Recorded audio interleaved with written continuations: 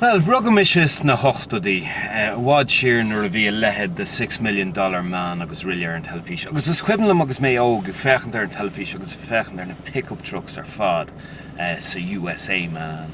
Agus an seachtan seo, tá muide fechen der pickup truck, don tír seo, dar vanam an Nissan Navara.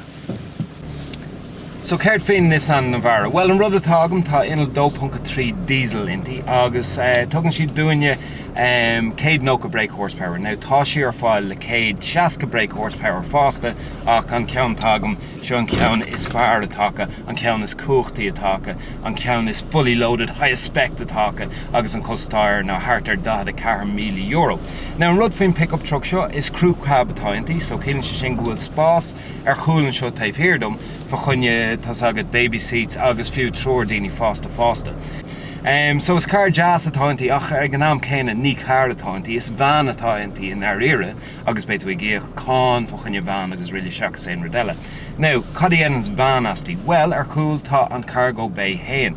Tá go leor spás ann fa chunne Euro pallets agus comhaile sin tá si sásta tas agad súsca ton amháin a hógáil sin siar chúil ach ní amháin sin mai ens to towing nó einrad mar sinna de gnó nó go farsanta má ceannaíonn tú ceannach go seo de téin go farsanta tá go leor tóid ann fa chuine 3.5 ton rud nach bhfuil róghana ar churbe.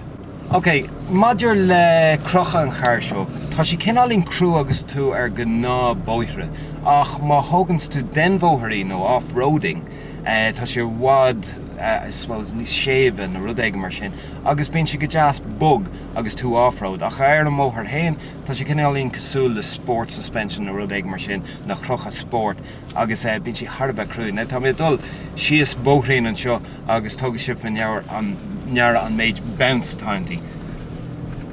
Well, níl sin róghna. Ok, catá rágam. Beidir bhfuil an camera hain ag séáil hart na rud eige na seo muid ag gairí cinálín osword fi láthair. Oh yeah. But yeah, is máliam an Navara na tá sé off-road fi láthair tá sios ag trá maileach lia. Oh yeah, dul trín na puddles agus chuir rodella mar sin. Is máliam an bhain seo. Cé gur bhain atá ón tá agad de gnólachtaí agus rilli. Bheadh sé feilneach de posers cosúlium hain leis na féir rá because tá si practical. Is máliam an conceap taobh hir de pickups. Tá si thar bheith cool. Tá check shirt arm. But yeah, is málam bhain seo har bheith áisiúil do ghuiine atá ag obair an gnólachtaí agus rilli agus car jazz tán ó taobh stiad an char hain tá si crua, har bheith crua agus is tócha gurbéis sin an rud is fearr gur ceart a bheith i gcar mar seo.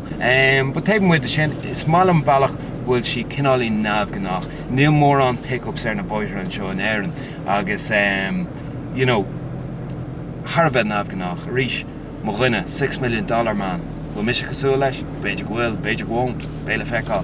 Ar énos sin an Navara, slán go fóg.